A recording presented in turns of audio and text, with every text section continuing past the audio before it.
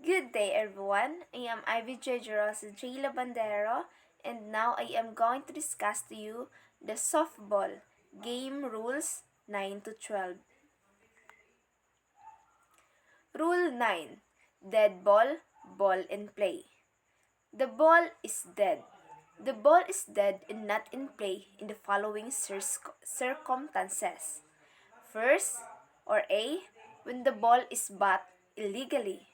B, when the batter steps from one box to another, when the pitcher is taking the signal or appears to be taking the signal from the pitcher plate or steps on the pitching plate. Next, when no pitch is declared. The next, when a pitch ball touches any part of the batter's person or clothing, whether the ball is struck at or not. E, when a foul fly ball is not cuffed. And last, when the offensive team causes interference. The ball is in play. The ball is in play in the following circumstances. First, at the start of the game in each half inning, when the pitcher has the ball while standing in his pitching position and the plate umpire has called play ball. Second, when the infield fly rule is in force. Third, when a thrown ball goes past a fielder and remains in playable territory. D, when a fair ball strikes an umpire or runner on fair ground after. Delayed dead ball. There are 5 situations when a violation of the rule occurs. An umpire recognizes it and the ball remains live until the conclusion of the play. These situations are: first, an illegal pitch. Second, catcher's obstruction. Third, the plate umpire interference. D, obstruction. E, the detached equipment contacting a thrown ball, a pitch ball, or a fair batted ball. The rule number 10. Umpires, power and duties. The umpires are the representatives of the league or organization by which they have been assigned to a particular game, and as such are authorized and required to enforce each section of these rules.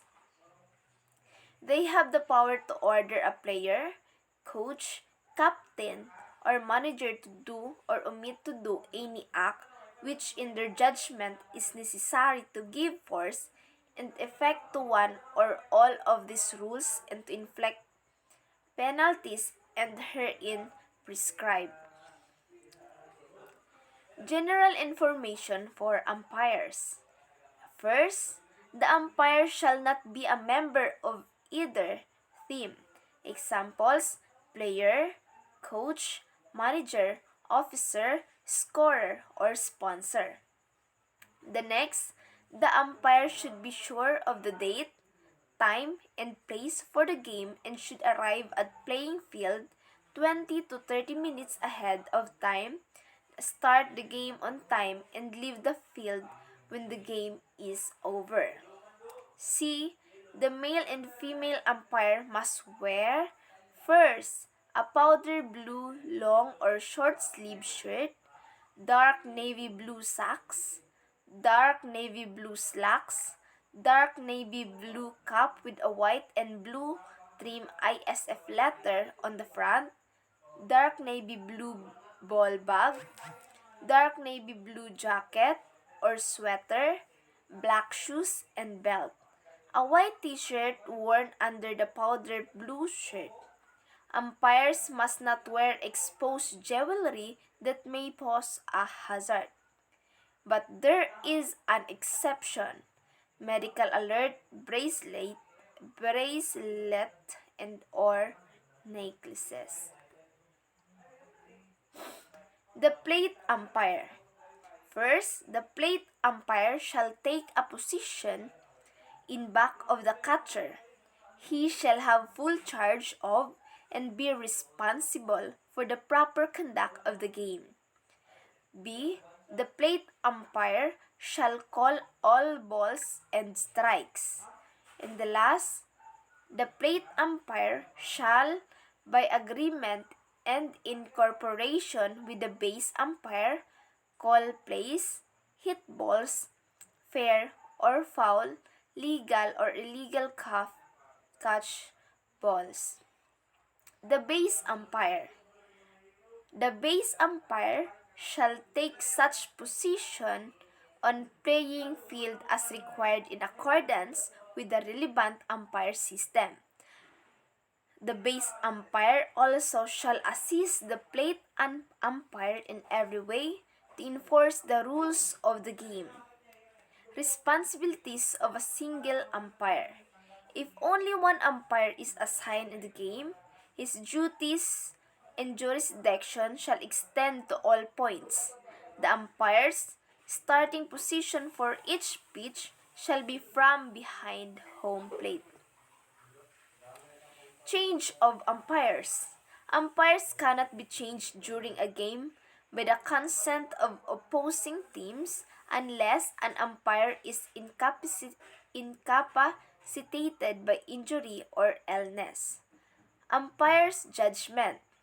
There shall be no appeal from any decision of any umpire on the grounds that he was not correct in his conclusion as to whether a batted ball was fair or foul, a runner safe or out, a pitch ball, a strike ball, or on any play involving accuracy of judgment. Signals. First, to indicate that the play shall begin or be resumed, the umpire shall call play ball, and at the same time, motion the pitcher to deliver the ball. Second, a strike shall be indicated by raising the right hand upward, indicating the number of strikes by the fingers, and at the same time calling strike in a clear and decisive voice. The third one, to indicate a ball. No arm signal is used in indicating a ball. D. To indicate the total count of balls and strikes. The balls are called first. E. To indicate a foul, the umpire shall call foul ball and extend an arm horizontally away from the diamond according to the direction of the ball. And the last, to indicate a fair ball, the umpire shall extend an arm toward the center of the diamond using a pumping motion. And also to indicate a batter or runner out, the umpire shall raise the right hand upward above the right shoulder with fist close. Another one is to indicate that a player is safe. The umpire shall extend both arms horizontally to the side of the body with palm upwards or towards the ground. It is also to indicate suspension of play. The umpire shall call time and at the same time extend both arms above the head. The other umpires shall immediately acknowledge the suspension of the play with similar action. To indicate delayed dead ball, the umpire shall extend the left arm horizontally with fist close. To indicate a trap ball, the umpire shall extend both arms horizontally to the side of the body with palm toward the ground. In suspension of the game, first, an umpire may suspend play when, in his judgment, conditions justify such actions. B. Play shall be suspended whenever the plate umpire leaves his position to brush the plate or to perform other duties not directly connected with the calling of plays. The umpire shall suspend play whenever a batter or pitcher steps out of position for a legitimate reason. An umpire shall not call time after pitcher has started the wind-up. An umpire shall not call time while any play is in progress. If in case of injury, except in the umpire's judgment with a serious injury which may put the player into danger, time shall not be called until all plays in progress have been completed or runners have been held at their base. The Rule 11. Protest. Protests that will not be received.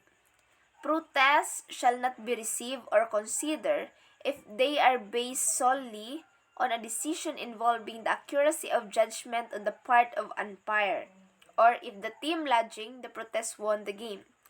Protests that will be received. Protests that shall be received and considered include matter of the following type. First, a misinterpretation of a playing rule. Second, failure of an umpire to apply the correct rule to a given situation. C. Failure to impose the correct penalty for a given violation.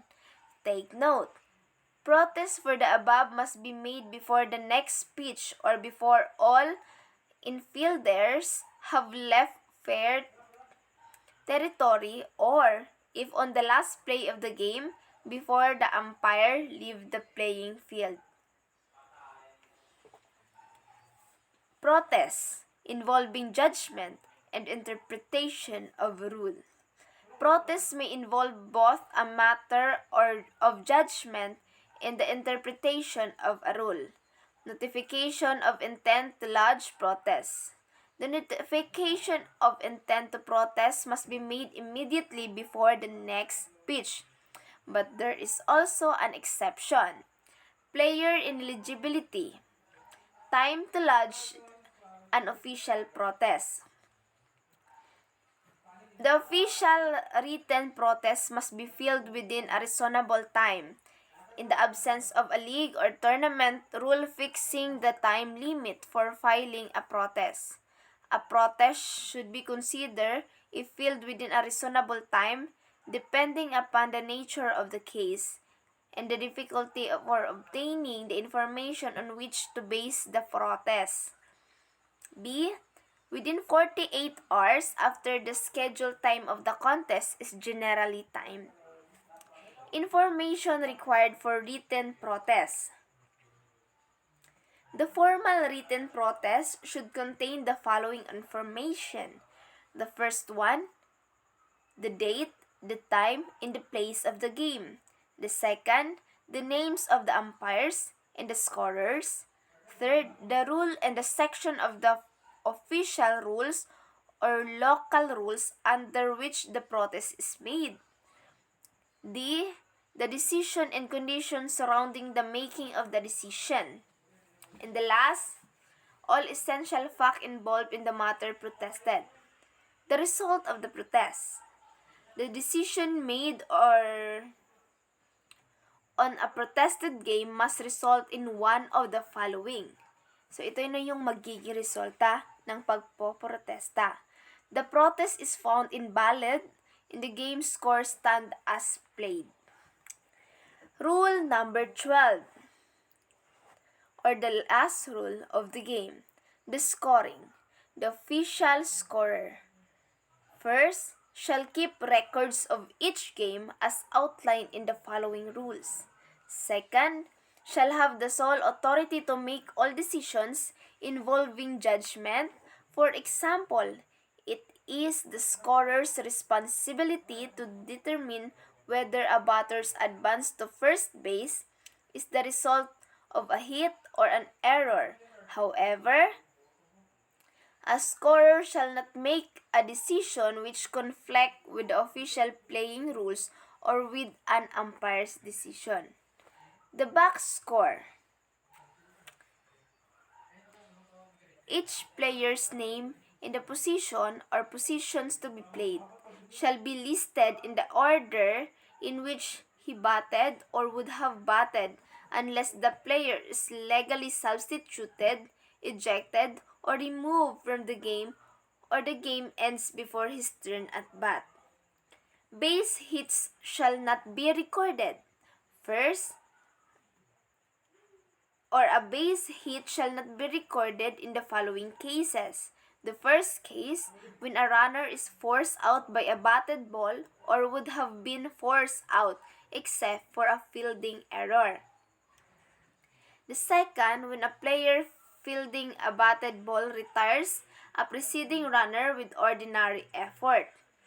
Third, when a fielder fails in an attempt to retire a preceding runner and in the scorer's judgment, the batter runner could have been retired at first base. Pitcher credited with a win. A pitcher shall be credited with a win in the following situations. The first situation, when he is the starting pitcher and has pitched at least 4 innings at his team was not only in the lead when he is replaced but remain in the lead for the remainder of the game. The second, when a game is ended after 5 innings of plays and the starting pitcher has pitched at least 3 innings and his team scores more runs than the other team when the game is terminated. Pitcher charged with a loss. A pitcher shall be charged with a loss, regardless of the number of innings he has pitched. If he is replaced when his team is behind in the score and his team thereafter fails to tie the score or gain the lead. Game summary. The summary shall list the following item in this order. The first, the score by inning and the final score. Second, the runs batted in and by whom hit. 2. 2 base hits and by whom hit. 3 base hits and by whom hit. Home run and by whom hit. Sacrifice flies and by whom hit. Double plays and the players participating in them. Triple plays and the players participating in them. Number of walks given by each pitcher. Number of batters struck out by each pitcher. Number of hits and runs allowed by each pitcher. The name of the winning pitcher. The name of the losing pitcher. The time of the game. The name of the umpires and scorer. Stolen bases and by whom. Sacrifice bunts. The name of batters hit by pitch ball and the pitcher who hit them. The stolen bases. Stolen bases are credited to a runner whenever he advances 1 base unaided by hit, a put out, an error, and a force out, a fielder's choice, a pass ball, a wild pitch, or an illegal pitch. These include a batter runner advancing to second on an awarded base on ball. Record of forfeited games. All records of a forfeited game shall be included in official record except that of a pitcher won-loss record. And that was the rule number 8 to 12 of softball game. Thank you for listening.